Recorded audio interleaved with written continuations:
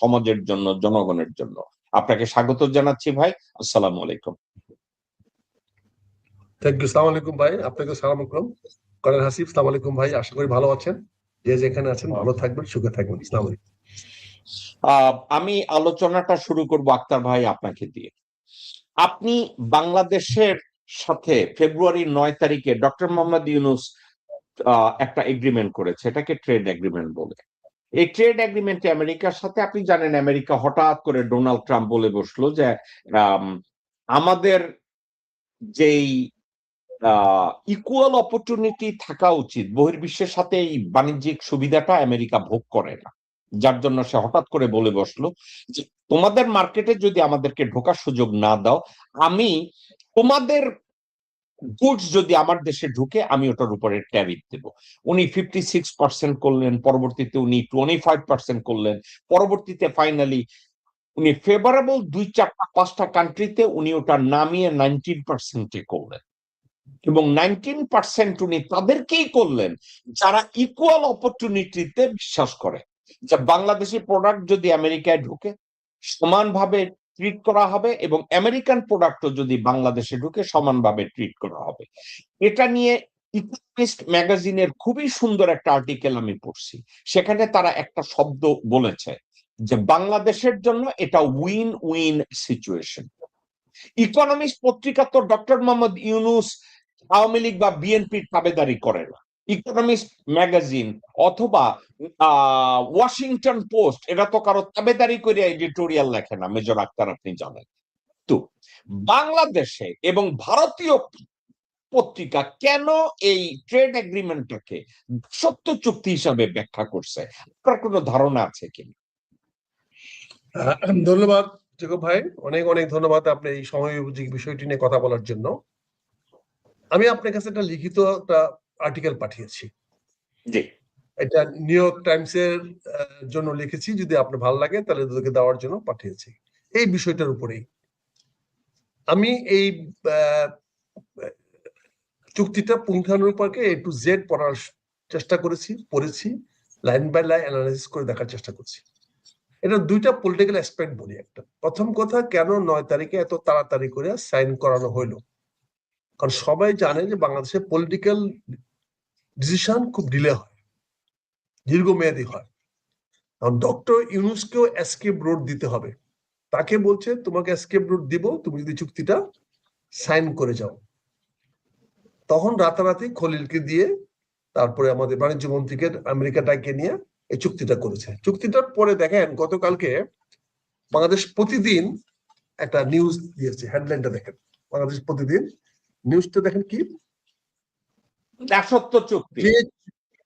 দাসত্বের চুক্তি কে বলছেন? ডক্টর ইউনূস, যিনি চুক্তিটা সাইন করলেন, তিনি বলতেছেন যে দাসত্ব চুক্তি। চিন্তা করেন কোন দেশে আমরা আছি।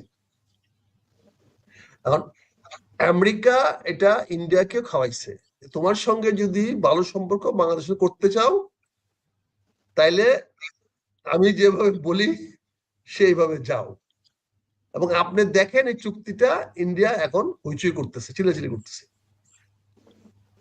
কারণ এই চুক্তিটার মধ্যে কতগুলো আভ্যন্তরীণ শক্তি লুক্কায়িত আছে। এটা ডিগ করতে হবে। মাটির নিচে কয়লাও আছে, মাটির নিচে হীরাও আছে। কয়লা সহজে পাওয়া যায়, হীরা খুঁজতে আরো বেশি লাগে, কিন্তু একই সঙ্গে থাকে। এখন আমি একটা লিখিত আর্টিকেল হিসেবে দিয়েছি এবং লোকাল পেপারেও পাঠাবো এই সপ্তাহে, দেখি ছাপে কিনা। আমি সেখানে বলেছি এই চুক্তিটা বাংলাদেশের জন্য একটা অবাধ সুযোগ সৃষ্টি করে দিয়েছে। যদি আমাকে সময় দেন তা আমি এটা পুঙ্খানুপুঙ্খে আপনাকে বিশ্লেষণ করে দেখাতে পারি। প্রথমত, চুক্তিটা হয়েছে বাংলাদেশ আমেরিকার সঙ্গে কোন প্রেক্ষাপটে? এই যে আপনি যখন বললেন আমার গার্মেন্ট ফ্যাক্টরি মরে যাওয়ার মতো অবস্থায়, সে তার সকল পানি বিদ্যুৎ সব বন্ধ করে দিয়েছে, অর্থাৎ ট্যারিফটা হলো তার জীবিকা শক্তি, সেটা বন্ধ করে দিয়েছিল। ওই সময় আরো যদি কঠিন শর্ত দিত তাতেও বাংলাদেশ সরকার রাজি হইতে বাধ্য হইতো, না হলে এই গার্মেন্টস গুলো যদি বন্ধ হয়ে যেত তাহলে কোনো সরকারি বাংলাদেশে টিকতে পারবে না। গার্মেন্টস এমন একটা জায়গায় পর্যায়ে আছে। এবং আপনি একটা আভাস দিয়েছেন যে ভারতের সঙ্গে যদি এরকম কোনো সফট চুক্তি না থাকে, তাহলে ভারতও বাংলাদেশের ভিতর দিয়ে ভারতের মাল উৎপাদন করে বাংলাদেশের ভিতর দিয়ে এক্সপোর্ট করে দেবে। এটা অসম্ভব কিছু না। আমাদের যে বর্ডার, যে আমাদের পারফরমেন্স লেভেল, আমাদের non performance level in everywhere, NPL ব্যাংকে না, আমার non performance level everywhere is not up to the mark, is not up to the standard. কাজে এখানে যে কোনো বাইরের লোক সুযোগ নিতে পারে। এখন চুক্তিটি আমাদের জন্য কিভাবে ফেভারেবল? আমেরিকারা চুক্তিটাকে 3টা ভাগে ভাগ করেছে। একটা হলো টেকনোলজি, একটা ইনফ্রাস্ট্রাকচার, আর আরেকটা হলো ফিজিক্যাল অ্যাক্টিভিটিস। এখানে বলেছে যে অল দিস হাইটেক জিনিস যেগুলো আছে সেগুলো আমেরিকাকে ফার্স্ট চয়েস দিতে হবে। এটা আদারওয়াইজ অ্যাপ্লাইড। দুই একটা ছোটখাটো আইটেম ছাড়া ওপেন কম্পিটিশনে আমেরিকানদের সঙ্গে কেউ পারবে না।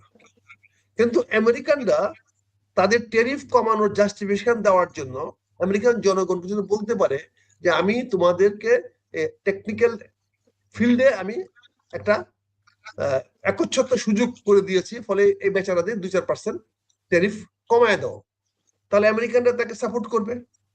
এটা সব দেশে হয়, কারণ ব্যুরোক্রেটদেরকে একটা এবং পলিটিশিয়ানদেরকে একটা এক ধরনের স্যাটিসফ্যাকশন করতে হয়, নাহলে হয় না। তার ফলে একদিক দিয়ে সে ব্যবসায়ীদের খুশি করলো যে তোমার হাই টেকনিক্যাল জিনিসগুলোর জন্য আমি বাংলাদেশে একটা অ্যাক্সেস দিয়ে দিলাম, আর এটাকে জাস্টিফাই সে করলো কি দিয়ে, যে বাংলাদেশকে ট্যারিফ আমি কমায় দিলাম। ফলে তাদের ব্যুরোক্রেসি এবং তাদের পলিটিশিয়ানরা এটা নিয়ে হইচই করবে না। দ্বিতীয়ত সে বলল যে আমার সঙ্গে তোমার ব্যালেন্স, ট্রেড ব্যালেন্স যেটা আছে এটাকে কমায় আনতে হবে, এটাকে আরো ইজি করতে হবে। এটা তো আমার জন্য সোহাগা। আমেরিকার থেকে আমি ইম্পোর্ট করি, ট্রেড ব্যালেন্স আমার এখানে ইমব্যালেন্সড, সেটা যদি আমেরিকা ব্যালেন্স করতে চায় তাহলে আমেরিকা আমার কাছে ইম্পোর্ট করবে, অর্থাৎ আমার এক্সপোর্ট বেসের সঙ্গে বাড়বে, কারণ আমি তার কাছে যদি বেশি ইম্পোর্ট করি তাহলে বেশি এক্সপোর্ট হবে। এখন আমার মেইন এক্সপোর্ট গার্মেন্টস, গার্মেন্টসের 3টা র মেটেরিয়ালস বেসিক্স। একটা হলো পলিমার এন্ড কটন, কটন দিয়ে শুধু সুতা সুতা দেওয়া হাই গ্রেডের হাই ভ্যালুর টেক্সটাইল হয়, আর পলিমার দিয়ে বাকি 60-40 কাপড় হয়, বুতাম হয়, হ্যাঙ্গার হয়, আদার জিনিস হয়। এখন আমেরিকা যদি আমার কাছে এই এক্সপোর্টটা করার বাড়ায় দেয় তাহলে আমার কি সুবিধা হচ্ছে? আমি কটনটা ইন্ডিয়ার থেকে না কিনে, কটনটা আমি চায়নার থেকে না কিনে, ইজিপ্ট থেকে না কিনে, আমি কটনটা সরাসরি আমেরিকার থেকে নিই, তাহলে এটা আমার সুযোগ হচ্ছে না একটা? This will become a great advantage. এবং সুযোগটা আর কোথায়? আমার যে জাহাজটা টেক্সটাইল নিয়ে যাবে সেই জাহাজটা ওখান থেকে কটন নিয়ে চলে আসবে, ফলে আমার সিঙ্গেল টার্ন কষ্ট হয়ে যাচ্ছে, আমার আমার ট্রান্সপোর্ট কস্ট হাফ হয়ে যাচ্ছে, সিঙ্গেল টার্ন আউট হচ্ছে। অর্থাৎ এখন আমি কি করি, আমি যে টেক্সটাইলটা পাঠায় ডাবল বিল দিতে হয়, অর্থাৎ খালি আমার জাহাজটা ফেরত আসে, আমেরিকাতে আসে নাই। কিন্তু এইটা যদি আমি নিয়ে আসি এবং সে বলছে এগ্রিকালচার প্রসেসিং এ আমাকে সুযোগ দিতে হবে, এগ্রিকালচার প্রসেসিং কি? এই কটন এগ্রিকালচারের মধ্যে পড়ে, সয়াবিন এগ্রিকালচারের মধ্যে পড়ে, পটেটো এগ্রিকালচারের মধ্যে পড়ে, হুইট এগ্রিকালচারের মধ্যে পড়ে, আপনার মেইজ এগ্রিকালচারের মধ্যে পড়ে, সিড এগ্রিকালচারের মধ্যে পড়ে, পোল্ট্রি ফিড, ডেয়ারি ব্রিড, এগুলো এগ্রিকালচারের মধ্যে পড়ে। এইগুলো যদি আমরা আমেরিকাতে আনতে পারি তাহলে জাহাজটা ভরে আনলাম, এখন আমি খালি জাহাজে ফ্রি টেক্সটাইলটা পাঠিয়ে দিই, গার্মেন্টস আমার অটোমেটিক্যালি কষ্ট প্রোডাকশন কমে যাবে। এটা তো আদারওয়াইজ দেখি। এবং এখানে দেখার সুযোগ কি, চায়না তার 40% ফুড আইটেম আমেরিকাতে আমদানি করে, হুইট আমদানি করে, মেইজ আমদানি করে, সেখানে গরুর মাংস আমদানি করে, মুরগির মাংস আমদানি করে, যারা শুয়োরের মাংস আমদানি করে। আমি শুয়োরের মাংস বাদ দিলাম, বাংলাদেশ দরকার নেই, কিন্তু বাকি তো সে আনে। আমি কেন সেখান থেকে এনে প্রসেস করে, আমি সয়াবিনটা এনে তেলটা প্রসেস করে আমি তেলটা চায়নাতে বিক্রি করি? তাহলে তো এখানে আমার একটা সুযোগ সৃষ্টি হয়ে গেল না। অর্থাৎ আমি এখানে ভ্যালুয়েট করলাম বাংলাদেশে। আমি গমটা নিয়ে আসলাম এখানে, আমার যে গম প্রোডাকশন কস্ট বাংলাদেশে হয় তার চেয়ে 1/3 প্রাইস কমে আমি আমেরিকা থেকে গমটা আনতে পারবো। যেহেতু ওই জাহাজটা গার্মেন্টস খালি 50 জাহাজ আসবে, তাহলে আমার ট্রান্সপোর্ট কস্ট কমে গেল। তাহলে ওই গমটা যদি আমি এখানে প্রসেস করে আমি এ গ্রেড ময়দা কোয়ালিটি যদি আমি চায়নাতে এক্সপোর্ট করি, সিঙ্গাপুরে এক্সপোর্ট করি, বিশাল মার্কেট। মালয়েশিয়াতে এক্সপোর্ট করি, বিশাল মার্কেট, বিকজ তারা হুইট পেস্ট আইটেম আমদানি করে। এবং America is the biggest market, Australia is the biggest source. আমেরিকাতে যদি আমরা এখানে আইন না ভ্যালুয়েট করে ক্রাশ করে আমি ময়দাটা ওকে দিয়ে দিলাম, আমি সুজি এবং আমি সেকেন্ড গ্রেড আটা রাখলাম ফর মাই লোকাল কনজাম্পশন, তাহলে আমার রাইসের উপর প্রেশার কমে যাবে, আমার রাইসের দামটা ব্যালেন্স হয়ে যাবে। এখানে তো আমি এটা ভ্যালুয়েট করতে পারতেছি, জি, তাহলে আমার জমির প্রেশার কম পড়বে। সেম ওয়েতে আমি যদি সয়াবিনটা ক্রাশ করি এখানে না, তাহলে সয়াবিনটা ক্রাশ করে আমি তেলটা তো চায়নাতে এক্সপোর্ট করতে পারি, কারণ চায়নাও তো 40% তেল আমদানি করে। চায়না তো সেলফ সাফিসিয়েন্ট না ক্রুড অয়েলে, এডেবল অয়েলে, সেও তো আমদানি করে, ইউরোপ থেকে আমদানি সয়াবিন করে। আমি তাকে তেল দিই না, আমার শুধু কি আছে, আমার তো চায়নার থেকে কি আসছে এখানে। আমার দেখেন আরেকটা সুবিধা কি, চায়নার থেকে আমি মেটেরিয়ালস কিনবো, ম্যানুফ্যাকচারিং প্রোডাক্ট কিনবো, সেটা আমেরিকার সঙ্গে তার কোনো কম্পিটিশন নেই, আমেরিকানো মাইন্ড করতেছে না, কারণ আমেরিকা জানে না, আমেরিকা এটা আদৌ মাইন্ড করে না। মাইন্ড করে, কারণ সে জানে ম্যানুফ্যাকচারিং প্রোডাক্ট। আরো একটা কথা, মেজর ডাক্তার, আরো একটা কথা বলি। আমেরিকার সাথে, আমি সরি, বাংলাদেশের সাথে চায়নার যে কোনো ট্রেড এগ্রিমেন্টের ব্যাপারে কখনোই আমি আমেরিকাকে অবজেকশন দিতে দেখি না। আমেরিকান ডিপার্টমেন্ট অফ কমার্স আমি দেখছি অবজেকশন দেয় না, দিবে না, কারণ তাতে হেল্প করে এটা, বিকজ তার ট্যারিফ ইঞ্জিনিয়ারিং এ হেল্প করে, কারণ সে তখন ভাই এমন আমি একটু দিলে আমার একটু সময় দিতে, তাহলে ফ্লোটা আমি শেষ করতে চাই, ফ্লোটা সরি হাসিন ভাই, সরি একটু আমি ফ্লোটা শেষ করার জন্য। না ভাই, আপনি বলেন, খুবই ইম্পর্টেন্ট কিছু। তাহলে ম্যানুফ্যাকচারিং আইটেম গুলো আমি চায়না থেকে আনতেছি, ওর জাহাজ আসতেছে, খালি ফেরত যাবে না। এখন আমার রিফাইন সয়াবিন যাবে, রিফাইন হুইট যাবে, রিফাইন মেজ যাবে, ভুট্টার যাবে, আমি ফুড আইটেম বানায় পাঠাবো, দরকার পড়ে চিপস বানায় পাঠাবো, আলুর চিপস পাঠাবো, ওর থেকে বড় বড় আলু আইনা আমি ফ্রেঞ্চ ফ্রাই বানাবো, ফ্রেঞ্চ ফ্রাই বানায় চায়না মার্কেটে ছাড়বো, হংকং মার্কেটে ছাড়বো, সিঙ্গাপুর মার্কেটে ছাড়বো। কোন জাহাজটা নিয়ে যাচ্ছে? যে জাহাজটা ম্যানুফ্যাকচারিং নিয়ে আসতেছে এবং যে জাহাজটা খালি যাচ্ছে। তাহলে আমার এখানে ভ্যালু এড হচ্ছে, আমার পাওয়ার রিকোয়ারমেন্ট বাড়তেছে, আমার রিনিউয়েবল পাওয়ারের ডিমান্ড বাড়তেছে। আমেরিকা বলছে এইটা আমি চাই, এটা আমাকে দাও, নাও রিনিউয়েবল এনার্জি তুমি নাও। চায়না তোমার সঙ্গে রিনিউয়েবল এনার্জি কম্পিটিশনে পারবে না, তুমি নাও। তুমি হাইটেকে তোমার সঙ্গে চায়না পারবে না, তুমি নাও, আমার তো কোনো আপত্তি নেই। This ফেভারস me. সো এই দুইটা আমি অ্যাডভান্টেজ পজিশন আছি। থার্ড, সে বলছে ইনফ্রাস্ট্রাকচার তুমি ওপেন টেন্ডারের মাধ্যমে করো। এনি ইনফ্রাস্ট্রাকচার তুমি যেটা করবা, it should be international tender, no favour to anybody. It favors me, it favors China, it favors India as well. Because আমেরিকানরা ইনফ্রাস্ট্রাকচার টেন্ডার এসে তারা এখানে কম্পিট করতে পারবে না। ফলে চায়না আমেরিকান কোম্পানিগুলো এখানে এসে কম্পিট করবে, বিগ জায়ান্ট কোম্পানিগুলো কম্পিট করবে, এখানে বিওআইডি কম্পিট করবে, এখানে ওই সানি এসে কম্পিট করবে। আলটিমেটলি আমেরিকান পুঁজি এখানে আসতেছে। ইনফ্রাস্ট্রাকচার টেন্ডার যখন আমি দিব, ইনফ্রাস্ট্রাকচার বানাতে দিব, পোর্ট বানাতে দিব, এই করতে দিব, তখন তারা নিবে। তারা বলতেছে পোর্ট তুমি তাদেরকে বানাও, কিন্তু অপারেশন না আমাদেরকে দিতে হবে, ইউরোপিয়ান দিতে হবে, কিন্তু আমাদের হাইটেক, তুমি হাইটেক ইউজ করতে হবে। তুমি মিডিয়াম টেকনোলজি দিয়ে পোর্ট ম্যানেজমেন্ট করতে পারবে না, তোমাকে হাইটেকে যেতে হবে। কারণ হাইটেকে গেলে তো আমেরিকা ছাড়া কেউ নাই, জার্মান ছাড়া কেউ নাই, হাইটেক। এখন ওরা হাইটেক, কিন্তু পোর্ট বানাইতে তো আমেরিকাটা কোনদিন আসবে না, ইউরোপিয়ানরা আসবে না, পারবে না। তাদের সস্তা সিমেন্ট কই, তাদের সস্তা রড কই, তাদের সস্তা রাজমিস্ত্রি কই? এগুলো তো চায়নার কাছে। ট্রাক্টর বলেন, ক্রেন বলেন, হেভি ক্রেন বলেন, যে পদ্মা ব্রিজ থেকে আমরা ক্রেন আনতে গিয়ে চায়নায় দিতে হয়েছে, সারা ইউরোপ থেকে আমরা এত হেভি ক্রেন পাই নাই। তো এগুলো তো চায়নার কাছে আছে। কাজে এখানে আমেরিকানরাও চায় এই চায়নায় ব্যবসাটা নেই, ইন্ডিয়ানরাও চায় যে ইন্ডিয়া চায়না মিলে এই কাজগুলো করে।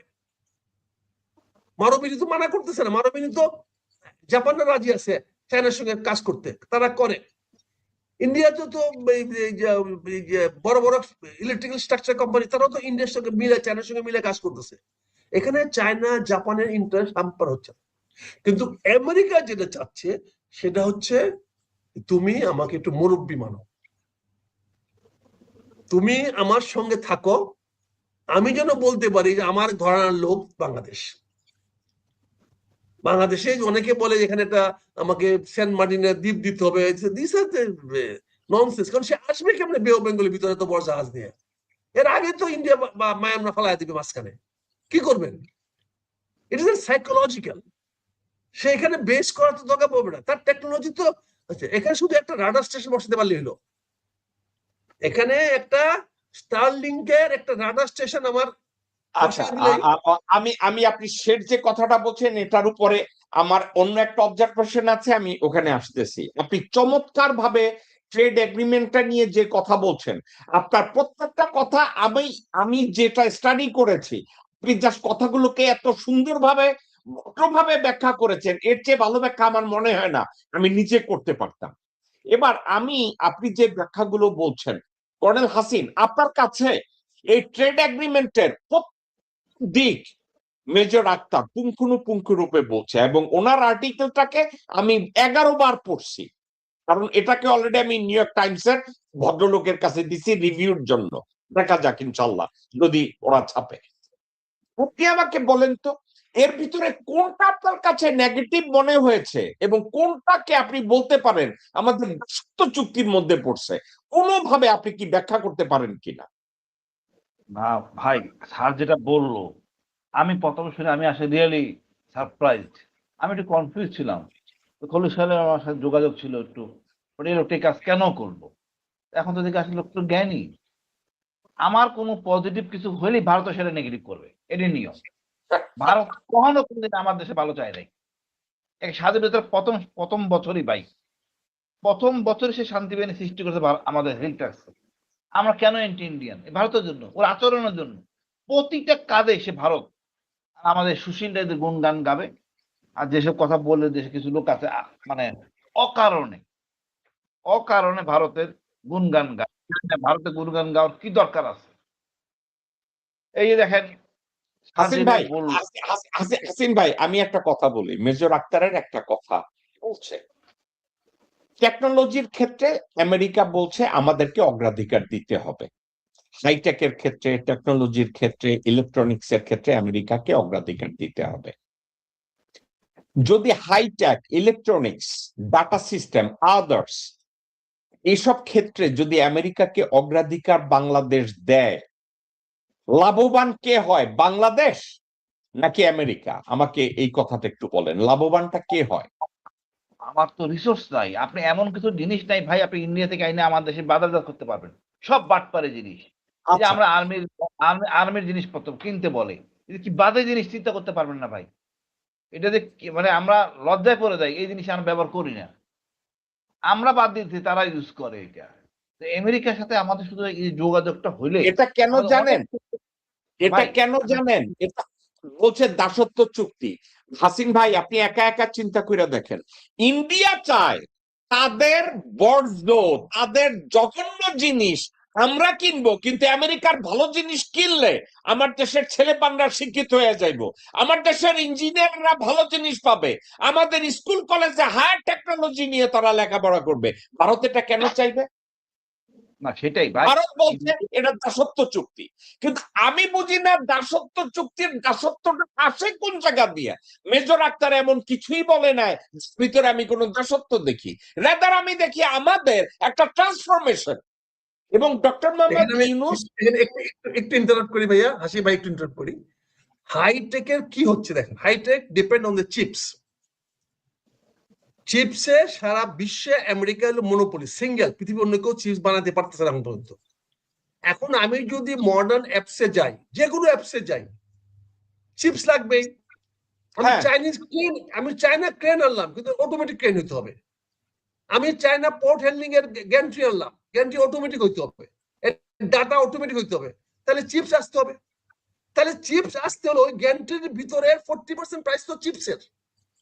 ট্রু ট্রু সুপার স্ট্রাকচারের দাম 60% আর 40% হলো তার অ্যাপসের, তার ব্রেন।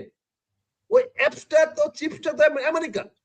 ফলে চায়নার ওই ইনফ্রাস্ট্রাকচার বা গ্যান্ট্রিক নিয়ে তো আমার সমস্যা নাই, আমার মাল ইউ আর সমস্যা। ক্লিয়ার, আপনি clear. Sir okay, America sure, আমাকে এটা বুঝতে হবে, না বুঝলে তো বুঝেন না জিনিসটা কি হবে। থ্যাংক ইউ স্যার, থ্যাংক এত ইউ।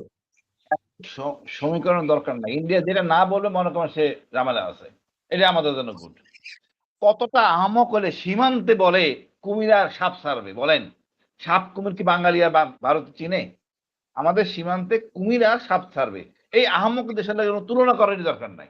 আমি জানি না বাঙালি এতদিন লাগতেছে কেন বুঝতে, এই দেশ এরা কোনো কাজ নেই। মানে মানে কি বলবো, কেন এটাকে আমলে নেওয়া হচ্ছে? আমরা হাইটেক হলে আমাদের ইন্টারাকশন হবে, ইয়াং জেনারেশন ডেভেলপ, ইন্টারাকশন আসবে, অনেক কিছু ডেভেলপ বেরোবে, নতুন নতুন মানে আমাদের উৎসাহ বাড়বে টেকনোলজিতে, এবং আমাদের যোগাযোগটা বাড়বে। আমাদের সমাজের নেতিবাচক ধারণা আছে সেটা কেটে যাবে, এটা আমাদের খুব দরকার।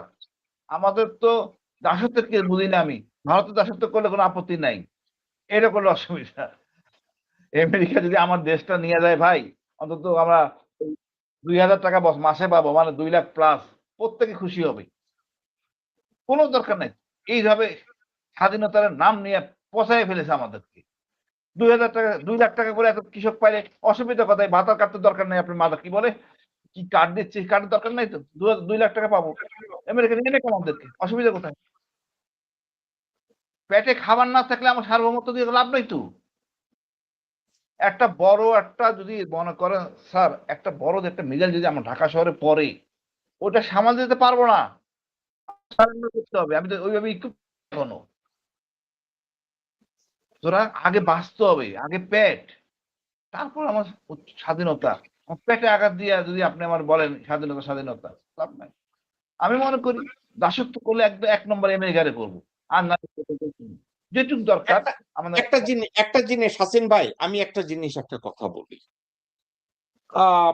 মেজর আক্তার এই কথাটা বলছে, কথাটার সাথে আমি একটা কথা আছে না, I agree to disagree or we agree, let's talk about it, কথাটাই।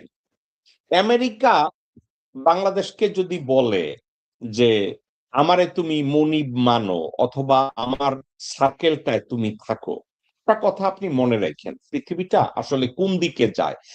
আমি শব্দটাকে এভাবে অ্যানালিটিক্যালি যাব না যে আমেরিকা বলছে তুমি আমারে মনিব মানো, সাবজেক্টটা তা না।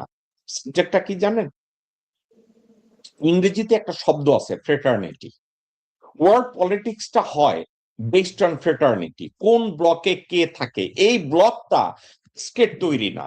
আপনার মনে আছে at the time of Soviet union, এখানে ইউরোপে ব্লক ছিল, একটা ইস্টার্ন আর একটা ওয়েস্টার্ন ব্লক ছিল। সবাই জানে, কে না জানে, তুমি আমার পক্ষে।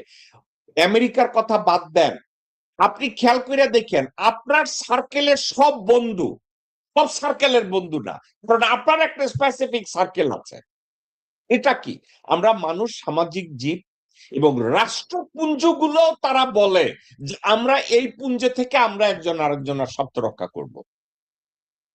আপনি একা একা একটু চিন্তা করে দেখেন, আমেরিকা এক্সেপ্ট ইসরায়েলকে, যদি ইসরায়েলের আমেরিকান পলিসির পাশ দিয়ে পৃথিবীর কোন পলিসি নিয়ে আমেরিকাকে সাপোর্ট করার মতো দেশের অভাব নাই। সেক্ষেত্রে বাংলাদেশের মতো দেশ তাদেরকে সাপোর্ট করলো কি করলো না, কিছু এসে যায় না।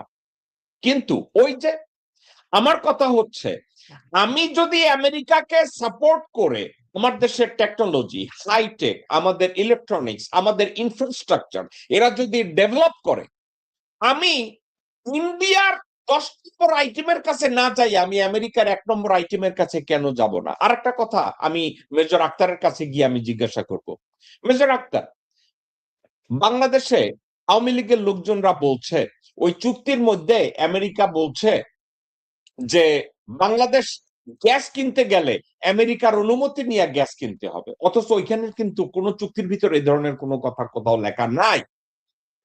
এই কথাটা এই ভারতীয় মালায়নরা এবং বাংলাদেশের মুসলিম নামধারী ভারতীয় মালায়নরা এই কথাটা কোন তারা খুঁজে বের করেছে যে বাংলাদেশে গ্যাস কিনতে গেলে আমেরিকার অনুমতি লাগবে। আপনি কি স্টাডি করেছেন? আমিও স্টাডি করেছি। আমি কোথাও দেখি নাই, আমি আপনার লেখার মধ্যেও দেখি নাই। তারা এটা কোথা থেকে পাইছে ভাই? আপনার মাইক্রোফোন অফ, আপনার মাইক্রোফোন অফ, আপনার মাইক্রোফোন। জি। ধন্যবাদ দেখো ভাই, ইন্ডিয়ানরা অত্যন্ত ডেলিভারেটলি মেটিকুলাসলি যে জিনিসটা প্রচার করার চেষ্টা করছে সেটা হচ্ছে সার্টেন বিজনেস প্রোটেকশন যেন তাকে দেওয়া হয়। যেমন আপনি জানেন ইন্ডিয়াতে সিল্ক ভ্যালির মতো ওখানে কি বলে বেঙ্গালোরে, তারপর হায়দ্রাবাদে অনেক কম্পিউটার সিটি গড়ে উঠছে, ক্যালিফোর্নিয়ার সেই সিল্ক ভ্যালি বা এই ভ্যালির মতো করে। দে আর ডাইরেক্ট উইথ দেম। এখন একটা জিনিস জানেন, বাংলাদেশে আমরা এই সমস্ত হাইটেক আইটেমে আমরা একটা জোর চুরি করি। জোর চুরিটা করি কি, আমরা এটা একটা এস্টিমেটেড ভ্যালু দেই।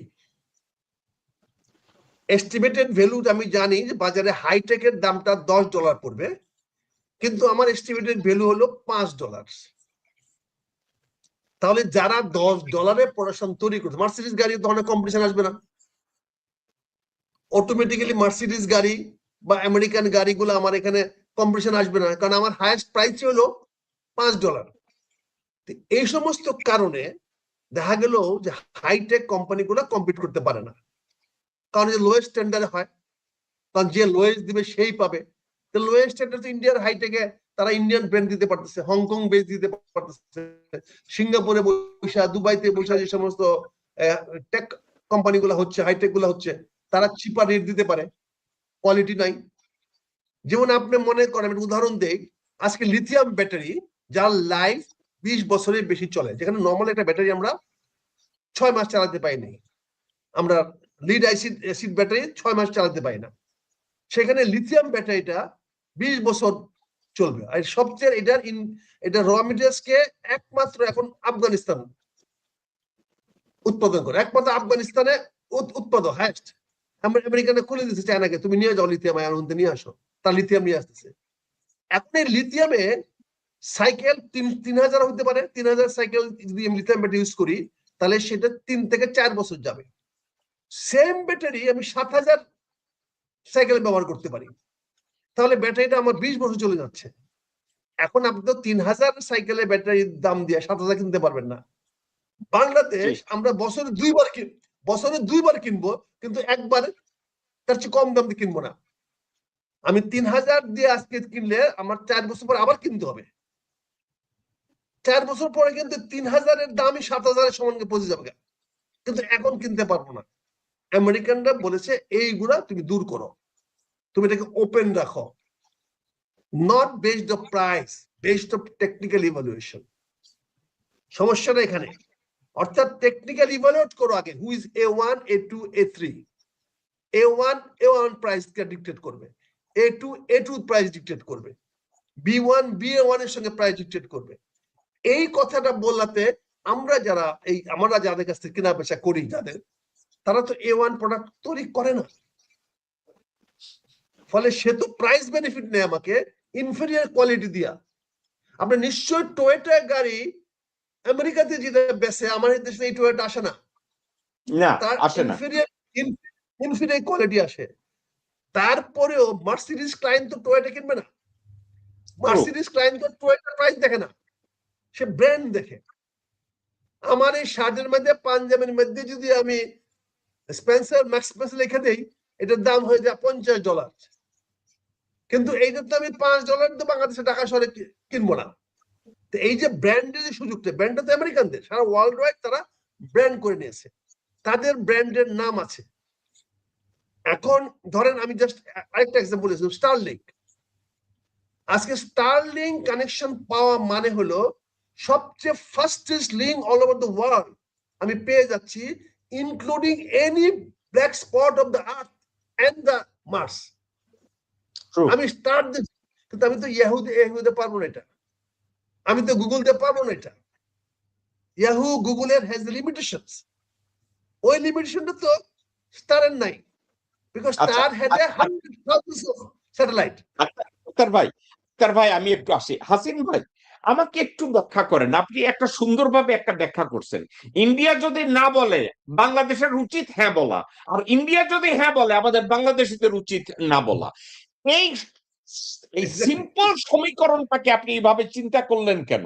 আপনার অভিজ্ঞতা কি বলে হঠাৎ করে? আমার অভিজ্ঞতা ছিল, আমি এই পর্যন্ত দেখি নাই ইন্ডিয়া যা বলছে তার সাথে সরজমিনে আমাদের উপকারে এসেছে। আমাদের যত রকম ক্ষতি আছে সকল ক্ষেত্রে এরা এরা জড়িত। আপনি দেখেন আমাদের এই যে এখন একটা রামপালে আছে, সবগুলি উচ্চ কর্মকর্তা হলো ভারতীয়। আমাদের সরাইতে হবে তো, এরাই সকল নষ্টের গোড়া। এবং আমার দেশে যত রকম অনিয়ম দেখেন, এই ধর্মীয় উগ্রবাদ সব সৃষ্টি। তা আমার এছাড়া যত কিছু দেখবেন, এই শান্তি বাহিনীর চুক্তি দেখেন যেটা করলো 97-এ, ভারতের বানানো। আমরা এখন এটা নিয়ে বিপদে, এটা বাস্তবায়ন কোনোদিন সম্ভব না, করতে পারবে না। শেখ হাসিনা করতে, সে নিজে কোনোদিন করতে পারবে না, করা সম্ভব না। শান্তি বাহিনীর সৃষ্টি সব ভারত, এই জেএমবি সৃষ্টি ভারত। আপনি যত অপকর্ম দেখবেন বাংলাদেশে, ভারত। আমাদের কোনো ভালো তারা চায় না। তার কারণ হলো আমরা যদি খুব ভালো হয়ে যাই, উন্নত রাষ্ট্র হয়ে যাই, পশ্চিমবঙ্গ আন্দোলনে যাবে। আমার মনে হয় খুব বেশি দেরি আছে, ওটা আন্দোলনে গেলে আমছাড়া সব যাবে, ওই পর্যায়ে যাইতে হবে। দেখেন আমাদের তো একটা জিনিস ছিল, আক্তার স্যার আপনি জানেন, আমাদের ইস্ট বেঙ্গল রেজিমেন্ট ছিল 71-এর আগে, আমাদের ইপিআর ব্যাটালিয়ন ছিল, আমাদের পাশাপাশি পশ্চিমবঙ্গের কিছুই নাই, এখনো নাই, কোনো বেঙ্গল রেজিমেন্ট নাই, আর্মি নাই, বাঙালি আর্মি নাই, তারপরে ইপিআর নাই। আমার সীমান্তে যদি ইপিআর থাকে, মানে আমার সীমান্তে যদি বিএসএফটা বাঙালি হয়, কোনো সীমান্তে মারামারি হবে না। সে তো আমার ভালো চায় না, সে চীন সীমান্তে লাঠি নিয়ে মারামারি করে, আমার সীমান্তে সে গুলি করে। তো এই জন্য আমাদের একটু শক্ত দর্শনে আসতে, ভারত যা বলবে। আমি কোনো একটা জিনিস দেখি না, এই যে গাড়ি দিচ্ছে কতগুলি, আগে দেখছি অনেক অস্ত্র দিচ্ছে 9mm, ওই 9mm কার্বাইন, এগুলি আসলে যুদ্ধে ব্যবহার করার জন্য, টাকার জন্য। ইন্ডিয়ান কোন জিনিসটি আপনি কোনো কাজ করতে পারবেন না, কোনো ক্ষেত্রেই না। ভারতের অস্ত্রে তো ফায়ার পিন কাজ করে না, ফায়ার পিন কাজ করে না, বলেন। ভারতের রাইফেলে ফায়ার পিন কাজ করে না। আচ্ছা আক্তার ভাই, ভারতের অস্ত্রে ফায়ার পিন কাজ করে না, কিন্তু বাংলাদেশ আর্মিতে অথবা যারা আর্মস এক্সপার্ট অথবা ম্যানুফ্যাকচারার অথবা বাংলাদেশের এই টেকনোলজিক্যাল সাইডটা যারা দেখে, বাংলাদেশে তো সমরস্ত্র কারখানাও আছে, তাদের ভিতরের থেকে কি এমন কোন অবজেকশন দেওয়া হয়েছে যে আমরা ভারতীয় এই প্রোডাক্ট আমাদের দেশের জন্য আনা কোনোভাবেই আমাদের দেশের জন্য ফেভারেবল না, এ ধরনের কথা কি আর্মি থেকে বলা হয়েছে? A very super question. আপনার প্রশ্নটা এত সময়, এত গত 30টা বছরে আমরা সকল অবস্থায়, স্কুল এডুকেশন থেকে নিয়ে স্টাফ কলেজে জেনারেল পর্যন্ত আমরা ইন্ডিয়ানাইজ করে ফেলছি, আমাদের ডাক্তাররা ইন্ডিয়ানাইজড হয়ে গেছে, আমাদের ইঞ্জিনিয়ার ইন্ডিয়ানাইজড হয়ে গেছে। এখানে এত বেশি মোটিভেশন হয়েছে গত 30 বছর। এখানে কোনো অফিসারদেরকে আমরা বাইরে পলিটিক্যালি ইন্ডিয়া কথা বলতে পারি, কিন্তু কোনো আর্মি অফিসার, এয়ারফোর্স অফিসার, কোনো ডিফেন্স অফিসার, কোনো আমলা, তারা এগেনস্ট ইন্ডিয়া শব্দটা ছোট হাতের আয়দা বন্ধু ইন্ডিয়া লিখতে সাহস পায় না, ওইটা বড় হাতের আয়দা লিখতে হবে, যদি কেউ ধরে ফেলা ছোট হাত দিলে কেন। আচ্ছা এইটা কি আপনি কি হয়ে গেছে এখন অফিসাররা ইন্ডিয়ার ফেভারে যাবে না, এরকম মিনিট লিখতে অফিসার পাবেন না। আমাকে একটা কথা বলেন, এটা কি বাংলাদেশের আর্ম ফোর্সেস সার্ভিসের অফিসাররা কি ভয় পায়, নাকি তারা মেন্টালি কনভিন্সড দ্যাট ওই যে এটা তো ক্যাডেট কলেজ থেকে মোটিভেট করা হয়েছে, ওখান থেকেই তাকে মোটিভেট করে দেওয়া হয়েছে, ওখানে আমাকে তৈরি করে দেওয়া হচ্ছে যে India is our good neighbour. ইন্ডিয়াকে তো আমরা কখনোই, কারণ আমরা আগে একটা ওল ফোর্স এন্ড জ্যাক ফোর বলতাম, যে একটা শিয়াল একটা ভালুক, দুইটা দেশ।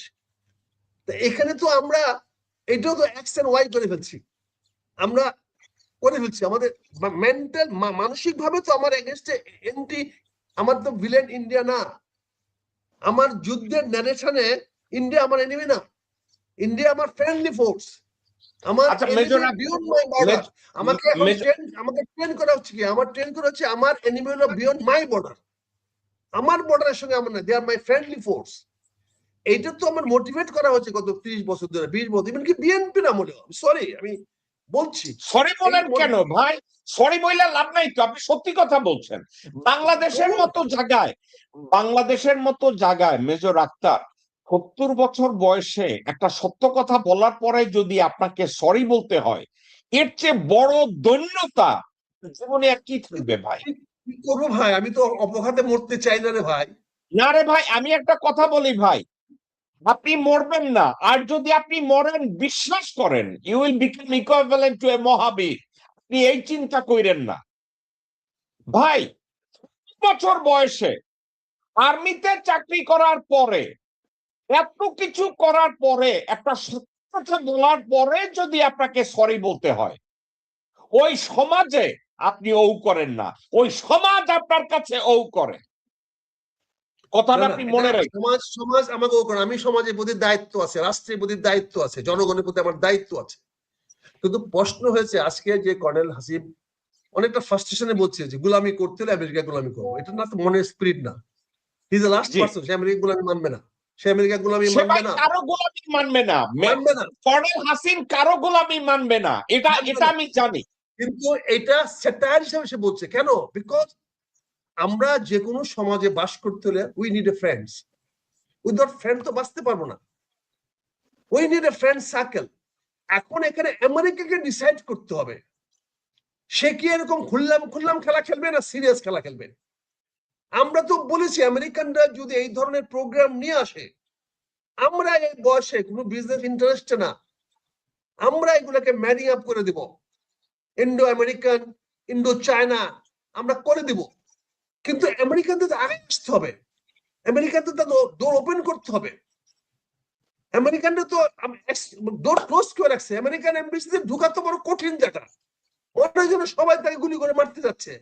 তাহলে এই নিয়ে তো হবে না, আমেরিকান এমবেসির ডোর ক্লোজ করতে, ওপেন করতে হবে।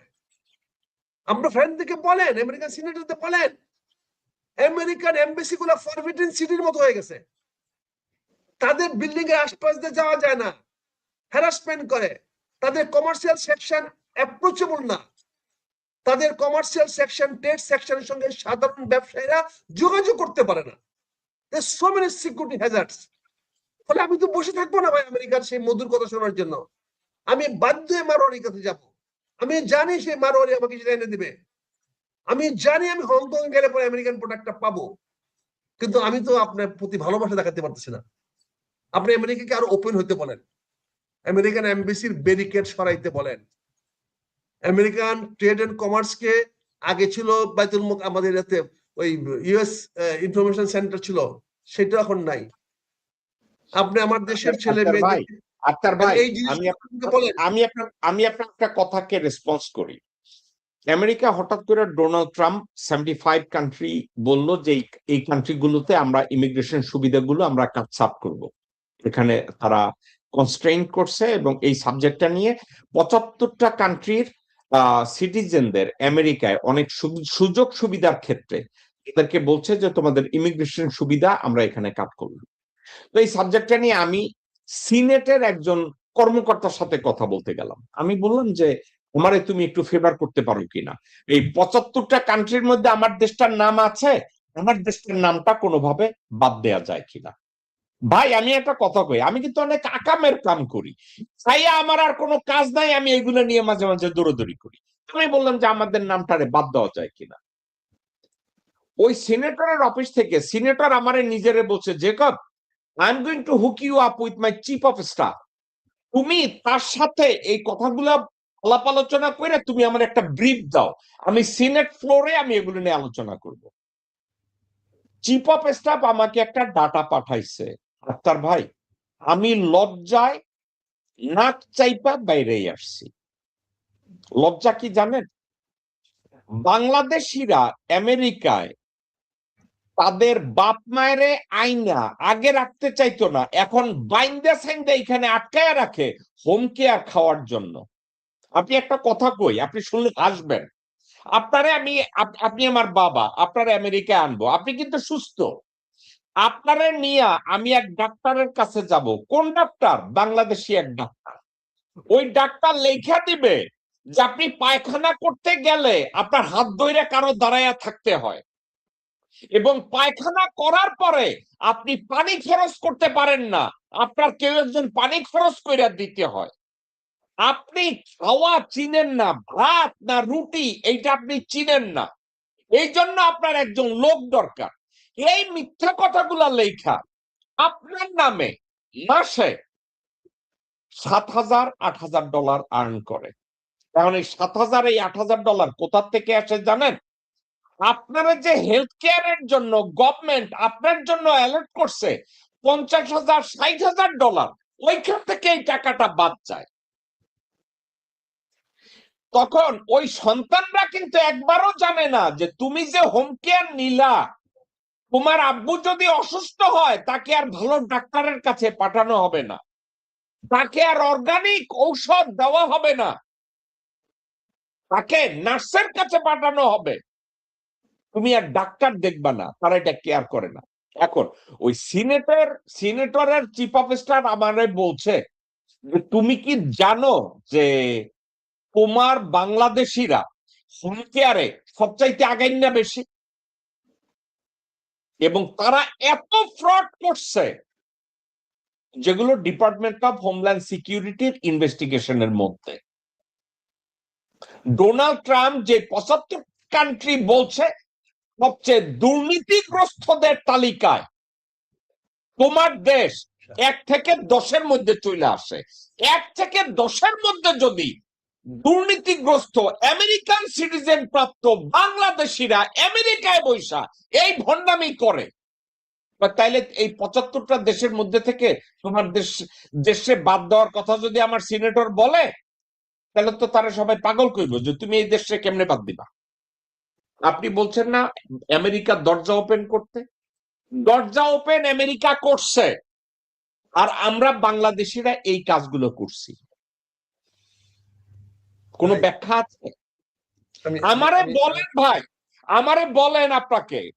গত সপ্তাহে এমন হয়েছে, বাবাকে অ্যারেস্ট করা হয়েছে। কেন অ্যারেস্ট করা হয়েছে বাবাকে? বাবা পুরোপুরি সুস্থ, বাবা এক দোকানে গিয়া ডেলিভারির কাজ করে ক্যাশ পয়সায়, কিন্তু এই বাবার নামে হোম কেয়ার আনে। কি বইলা? আমার বাবা একা হাঁটতে পারে না, আমার বাবা পায়খানায় যাইতে পারে না, আমার বাবা পায়খানায় গেলে পানি খরচ করতে পারে না, তো বাবারে বাঁধছে।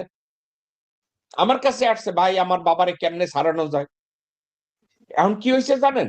এই যে গত 3 বছর 4 বছরে যত টাকা বাবার নামে তুলছে সব টাকা ফেরত, এবং বাবার যে সিটিজেনশিপটা আছে ওইটা ক্যান্সেল। বাবারে উলঙ্গ কইরা ফোনদের মধ্যে লাত্তি দিয়ে বাংলাদেশে পাঠিয়ে দিব, আর আপনারা বাংলাদেশে ওই বয়ে বয়ে কানবেন আমেরিকা ভালো দেশ না, আমার বাবারে বাড়ি কইরা দিছে।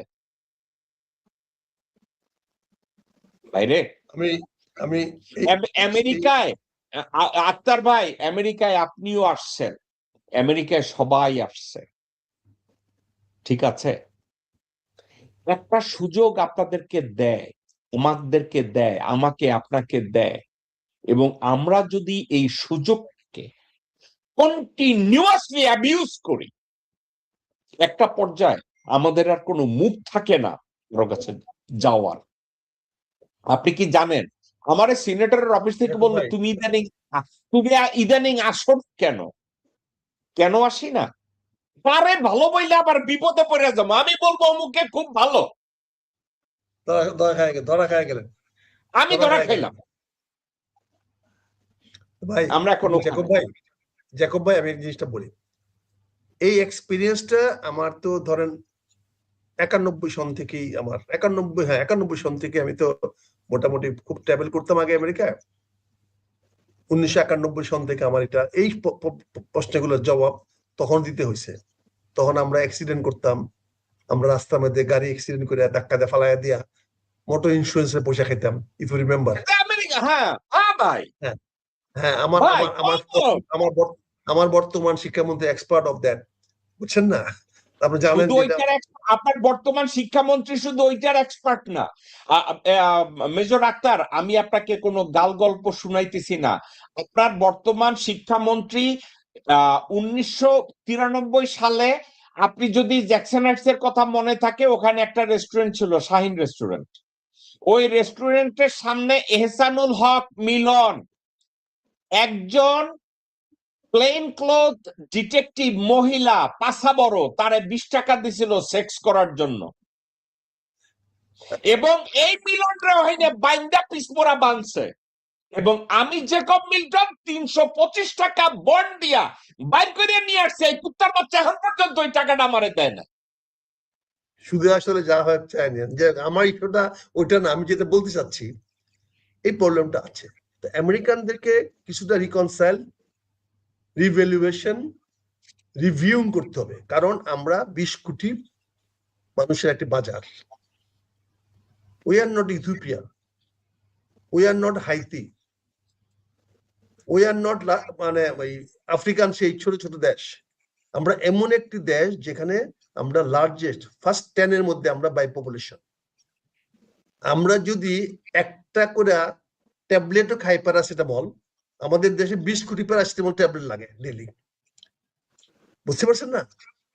আমরা যদি একটা করে আলু খাই একদিনে, তাহলে আমার 20 কোটি পিস আলু লাগবে। আমেরিকার একটা বিগ মার্কেট এখানে আছে। কিছু লায়াবিলিটিস, কিছু অ্যাসেস রিভ্যালুয়েশন, কিছু দরকার পড়লে আপনি আমাদের বাপ মার ভিসা দিয়েন না, সিটিজেনশিপ দিয়েন না, দরকার পড়লে পার্সোনাল ইমিগ্রেশন বন্ধ করে দেন, আমি এটা নাই, কিন্তু বিজনেস বাড়ান। আমেরিকান হাব না, আমেরিকান হাব তৈরি করেন বাংলাদেশে, আমেরিকান হাব তৈরি করেন, কমার্শিয়াল হাব তৈরি করেন। আচ্ছা, আরো একটা আক্তার ভাই, কর্নেল হাসিন ভাই, আপনাদের সাথে আমি শেয়ার করি। যখন গুজরাটে 1700 মুসলমানদেরকে স্লটার করা হইলো, গুজরাটের মুখ্যমন্ত্রী ছিল মোদী। আপনি কি জানেন এল কে আদভানি এবং অটল বিহারী বাজপেয়ী একটা কাজ করলো? কি করছে জানেন? মোদিরে দোষারোপ করা হোক, কিন্তু বিজেপির যেন দোষারোপ করা না হয়। আমেরিকা ডিপার্টমেন্ট অফ স্টেট তখন একটা পলিসি করলো, বিজেপিকে টেররিস্ট অর্গানাইজেশন ডিক্লেয়ার করা। ইন্ডিয়া আদা জল খাইয়া ইসরায়েলিদের নিয়ে পার্সিউ করলো যে বিজেপিকে যেন টেররিস্ট অর্গানাইজেশন করা না হয়। তারা মোদিকে স্লটার ম্যান বানাইলো, কিন্তু বিজেপিকে কিছু করলো না, আমেরিকা করলো না। তারা বুঝছে যে মোদি যদি একবার প্রধানমন্ত্রী হইয়া যায়, আমেরিকা আবার তার তালে দিয়া বরণ করে নিবে। কিন্তু বিজেপির যদি টেররিস্ট বানাইয়া দেয়, তাহলে খবর আছে। গত 13, 14, 15 বছর আগে বিএনপি কে, বাংলাদেশ জাতীয়তাবাদী দলকে আমেরিকা টিয়ার 3 টেররিস্ট অর্গানাইজেশন বানাইছে। হাসিনা এবং তার নেতারা সফলভাবে বিএনপি কে টিয়ার 3 টেররিস্ট অর্গানাইজেশন আমেরিকা বানাইছে। কারা কারা এর সাথে জড়িত ছিল? আজিজ জড়িত ছিল, জেনারেল মবিন জড়িত ছিল, জেনারেল ইকবাল করিম ভুইয়া জড়িত ছিল, জেনারেল শাম জড়িত ছিল। এরা সবাই লাইন ধইরা, ওয়াকার জড়িত ছিল, বেনজির জড়িত ছিল, জেনারেল হামিদ জড়িত ছিল। এখানে আইসা পেন্টাগনে বৈশা বিএনপি কত খারাপ, তারেক রহমান কত জঘন্য বইলা গেছে। এবং যেই আপনার শিক্ষামন্ত্রীর কথা বললেন, এই শিক্ষামন্ত্রীও স্টেট ডিপার্টমেন্টে কোন কোন জায়গায় যাইয়া ইস্যু করছে যে তারেক রহমান জেএমবির নেতা। কখন বলছে জানেন? কোন একটা ইলেকশনে 14তে না 18তে মিলনের নমিনেশন দেয় নাই বিএনপি। যখন নমিনেশনটা দেয় নাই, মিলন আমেরিকায় কোন চ্যানেল বাদ দেয় না যেখানে গিয়ে বলছে তারেক রহমান জঙ্গি নেতা। মজার কথা, আজ পর্যন্ত আমেরিকান টেরোরিজম লিস্টে বিএনপি টিয়ার 3 টেররিস্ট অর্গানাইজেশন, এবং তারেক রহমান ওই টেররিস্ট অর্গানাইজেশনের নেতা। গত 17 বছরে না তারেক রহমান, না বেগম খালেদা জিয়া, না অন্য, না মির সাফাত, না আব্দুল আউয়াল মিন্টু, না আমির খচ্চর, না সালাউদ্দিন এই টিয়ার 3 টেররিস্ট অর্গানাইজেশনের লিস্ট থেকে বিএনপি কে সরায় দেয়। এখন বিএনপি সরকার রান করতেছে, তাহলে Bangladesh is governing by who? A tier 3 terrorist organisation. আপনি যে আপনি আপনি যদি আমেরিকায় আসেন বা কর্নেল হাসিন আমেরিকায় আসলো, আমি আপনাদের দুইজনের বগলে লইলাম, লয়ে কইলাম চলেন আমরা ডিপার্টমেন্ট অফ হোমল্যান্ড সিকিউরিটির কংগ্রেসম্যান অথবা র্যাঙ্কিং মেম্বার কারোর সাথে গিয়ে কথা বলি, আপনি দেখবেন আপনাদের দুইজনের সামনে তারা কি কথাগুলো বলে, একেবারে ডকুমেন্ট সহ। বলেন আপনি কি বলতেছিলেন, বলেন। আপনি সুন্দর ইতিহাসটা বলেছেন, ইতিহাসটার সঙ্গে আমার ওতপ্রোতভাবে জড়িত থাকার বা জানার দুর্ভাগ্য বলেন সৌভাগ্য বলেন আমার ছিল। আমেরিকান থেকে আমি কাউন্টার করার চেষ্টা করেছি। আমি নিজেও আমেরিকান এমবাসিতে পিএনজি হয়েছি, তারপরেও আমেরিকান এমবাসির সঙ্গে আমার সম্পর্ক আছে, যোগাযোগ আছে, এখনো কথা বলতে পারি। কেন বলতে পারি?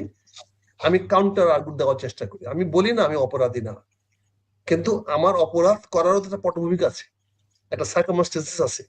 তুমি সার্কামস্টেন্সেস দেখো। আমি এগ্রিড আমি অপরাধ করে ফেলেছি বা করেছি, ঠিক আছে, সেজন্য শাস্তি দিও, কিন্তু আমার সার্কামস্টেন্স দেখো। তারেক রহমান সাহেব সম্বন্ধে অনেক বলা হয়েছে। আমি তারেক রহমান সাহেবের দল করি না, দলের বাইরে চলে গেছি। তাকে ডিফেন্ড করার আমার প্রয়োজন নাই, আমার ডিফেন্ড করলে আমার দলের হয়তো মাইন্ড করতে। তারপরে বলছি তারেক রহমানকে তো আমরা অনেকভাবে মিসইউজ করেছি। আমেরিকান এমবাসিরা অনেকভাবে জানার চেষ্টা করেছে। আপনি দেখেন একটা বিখ্যাত উক্তি ভুলে যান না, তারেক রহমান বাংলাদেশে আসার 7 দিন আগে কি বলছে? আমি বাংলাদেশে যাওয়ার সিদ্ধান্ত নিতে পারি না। বাকি রাখলো কোথায়? টায়ার 3 যে সে আছে, টায়ার 3টা উইথড্র হয়েছে পরে তো সে আসছে, অফিসিয়ালি উইথড্র হয় নাই, কিন্তু ভার্বালি কি হয়েছে? ট্রাম্প প্রশাসন হ্যাজ গিভেন দ্যাট ক্লিয়ারেন্স। সেদিন কিন্তু আমি একটা প্রচন্ড স্টেটমেন্ট দিয়েছিলাম, এটা শুধু আমার নিজের শক্তি দিয়ে নেই, এটা নিশ্চয় হাসিবুর রহমানের মতো বা আর অনেকের এরকম একটা সমর্থন সহজ ছিল বলে আমি বলেছিলাম যে আমরা দিচ্ছি আপনাকে গ্যারান্টি, আপনি বাংলাদেশে আসেন, দেখি আপনাকে কে কি বলে। আমরা বলতে তো আমারও তো একটা শক্তি উৎস লাগবে নাকি আসিফ ভাই? আমার তো শক্তি উৎস লাগবে। দেখেন 3 দিনের মধ্যে প্রবলেমটা সলভ হয়েছে না। আমরা তো ভাড়া খাটি না, we are not a consultant, we are not a broker, we are not a broker, we are not a broker, we are a state maker. Okay, major Akhtar, একজন ভদ্র মহিলা কমেন্টে লিখেছে, কাউকে গালি দেওয়ার আগে নিজেকে একটু ভাবেন দেশের জন্য আপনি কতটুকু কি করেছেন। আমি এই আপুটা আপনাকে আমি বলবো, আমাদের দেশটা যখন 17 বছরের জাতাকলে পিষা খাচ্ছিল, এই দেশটার জন্য নিউ ইয়র্ক থেকে ডিসিতে যেতে প্রতি ট্রিপে আমার খরচ হতো $6,000 থেকে $7,000, এবং ওখানে গিয়ে হাত পাও চাপতাম লোকজনের যে আমেরিকার একটা পজিটিভ পলিসি বাংলাদেশের জন্য তৈরি করা যায় কিনা। কংগ্রেসম্যানদেরকে রাত্র দিনে রাত্রে পার্সিউ করতাম, আমার দেশের বাণিজ্যিক ক্ষেত্রে কোনো অবরোধ আছে কিনা, কোটা বাড়ানো যায় কিনা, অ্যাডভান্টেজ তৈরি করা যায় কিনা, ট্যারিফ কমানো যায় কিনা, আমাদের দেশের রাজনীতিবিদদের অফিসারদের এখানে এসে ট্রেনিং করানো যায় কিনা। যখন এগুলো নিয়ে কাজ করেছি, আপনারা কি করেছেন জানেন? নিজেদের পুটকি চুলকাইছেন, মিথ্যা কথা কইছেন, খাইছেন, আর ছবি তুইলা ফেসবুকে দিচ্ছেন। এটা কি কাঁচা লঙ্কাকে বললেন? জি, কাঁচা লঙ্কাকে বললেন না? হ্যাঁ, মানে থ্যাংক ইউ। আপনারা তখন বাংলাদেশে বৈশা ওই ই করছেন, সিঙ্গারা খাইছেন আর সামোসা খাইছেন আর ফেসবুকে ছবি দিচ্ছেন, বিশাল আন্দোলন। আমি যখন ওই কাজগুলো করছি, আমরা সিঙ্গারা খাইছি কিন্তু কাঁচা লঙ্কা দিয়েই। মজা লাগে স্যার। ওকে, আমাদের আলোচনায় আপনার শেষ ধাপে কর্নেল হাসিন, এই মুহূর্তে আমি আপনাকে শুধু একটা কথা বলবো, যারা বলে আমেরিকার সাথে এই বাণিজ্য চুক্তিটা আমাদের দাসত্ব চুক্তি, আমরা জানি এটা দাসত্ব চুক্তি না, আমরা জানি এটা বাংলাদেশের জন্য একটা ব্লেসিং এই চুক্তি। আমরা জানি বাংলাদেশ এডুকেশনাল সেক্টরে, কমার্স সেক্টরে, কনস্ট্রাকশন সেক্টরে, মেইনটেনেন্স সেক্টরে আমেরিকান টেকনোলজি সহ অন্যান্য যা কিছু চুক্তি করা হয়েছে, এটা বাংলাদেশের জন্য বিশাল একটা পাওয়া। এটাকে কারা চায় না? একমাত্র একটা দেশ চায় না, চান কি ভারত। চান কি ভারতের পা চাটা যারা, তাদের কাছে এটা দাসত্ব চুক্তি। এখন তাদের উদ্দেশ্যে আপনি কর্নেল হাসিন যদি কিছু বলেন প্লিজ। আমি ভাই একটা কথাই বলবো, ভারত যেটা ওই বললাম না, যা বলে তো উল্টা ভাই ধরে নিতে হবে। এই যে উন্নয়ন না আমাদের হবে, আমাদের রুচির পরিবর্তন হবে। আমরা তো ভেজাল জিনিস খেয়ে অভ্যস্ত। স্যার বলছেন টয়টা গাড়ি এই দেশের জন্য যেটা আসে আর আমেরিকার জন্য যেটা আসে পার্থক্য থাকে। আমরা ভালো জিনিসের টেস্ট পাইনি। আমরা যদি ভালো কিছু যদি করবো, সেই ভারতে এলো অন্তরায়। এই সব কিছু কাটা যাবে কার থেকে? ভারত থেকে কাটা যাবে। আটা বলেন, চাল যাই বলেন, যত কিছু আমরা ইম্পোর্ট করবো আমেরিকা থেকে, কাটা যাবে ভারত থেকে। আমার কথা হলো আমাদের ভারত থেকে সরে আসতে হবে। এবং আমেরিকা যদি করে যায়, আমার অনেক ওপেনিং হবে।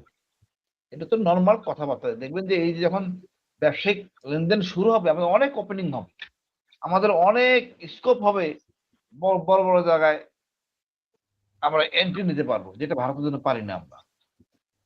তো ভারতকে আমরা আমলে নেওয়ার কোনো দরকার নাই, আমরা স্বয়ং সম্পন্ন ইনশাআল্লাহ।